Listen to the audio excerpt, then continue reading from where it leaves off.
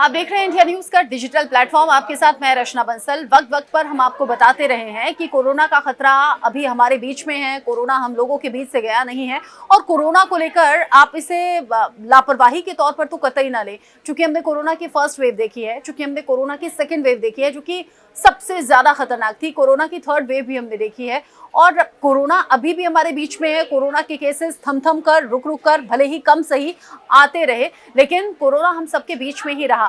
Corona variant बदलता है, अपना रूप बदलता है, अपने लक्षण बदलता है, इसीलिए उसे पहचानना मुश्किल रहता है।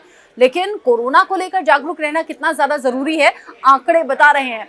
मैं आपको बता दूं कि देश में 146 दिन बाद ऐसा हुआ है जब 1500 केसेस देश में सामने आए हैं। यह आंकड़ा अभी तक 1000 से नीचे चल रहा था और खतरा उतना ज्यादा लोग महसूस नहीं कर रहे थे। लेकिन ये खतरनाक स्थिति इसी तरह से अगर आगे बढ़ती है तो फिर वही हालात हम दोबारा से ना देखें जो हमने फर्स्ट वेव, सेकेंड वेव और थर्ड वेव में देखी है। सबसे ज्यादा जो खतरनाक और डरावने हालात थे वो सेकेंड वेव में थे, जब सबसे ज्यादा मौतें हुई थी, जब हॉस्पिटल्स में जगह नहीं थी, जब शमशान घाट पर जगह नहीं थी, जब कब्रिस्तान भर चुके थे, जब लोगों को एम्बुलेंस नहीं मिल रही थी, जब लोगों को घर घर ऑक्सीजन पहुंचाई जा रही थी क्योंकि हॉस्पिटल में जगह नहीं थी, जब ऑक्सीजन की कमी देखी गई, जब दवाइयों की किल्लत देखी गई। और इसी वक्त में हमने अपने कई करीबियों को, कई अपनों को खो दिया या फिर अपने करीबियों के अपनों को खोते हुए देखा।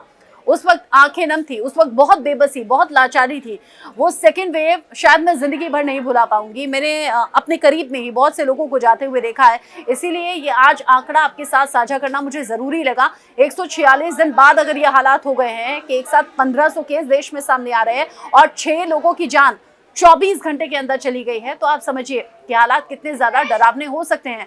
और जो सबसे ज्यादा खतरा रहता है वो उन शहरों में ज्यादा रहता है जहां पर इंटरनेशनल एयरपोर्ट हो, जो मेट्रो सिटी कहलाते हो, जो बड़े शहर हो, जहां व्यापार के ज्यादा मौके रहते हैं या फिर जहां पर व्यापार बहुत बड़े स्तर पर चलता है।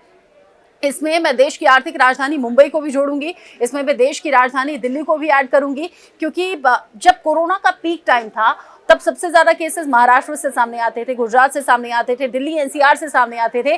छोटे जो गांव थे या फिर जो छोटे शहर थे वो फिर भी उतना खतरनाक स्थिति से नहीं जूझ रहे थे, लेकिन जो बड़े शहर हैं वहां पर भीड़ ज्यादा होती है, बाजार हैं, मल्टीप्लेक्स हैं, जहां पर लोगों की भीड़ बहुत ज्यादा खचाखच रहती है। और इसीलिए WHO की तरफ से भी बार बार आपको चेताया गया है, बताया गया है कि अगर भीड़ भाड़ वाले इलाकों में जा रहे हैं तो मास्क का इस्तेमाल कीजिए, सोशल डिस्टेंसिंग अभी भी जरूरी है, हाथों को बार बार सैनिटाइज करना बिल्कुल मत भूलिए और अपनी और अपने परिवार की सेफ्टी के लिए जरूरी कदम अभी से, आज से उठाइए। इस वीडियो को ज्यादा से ज्यादा शेयर कीजिए। अगर 24 घंटे में 1500 केस देश में सामने आ रहे हैं, अगर 24 घंटे में 6 लोगों की जान जा रही है तो ये अलार्मिंग सिचुएशन है। जाग जाइए, सावधान रहिए।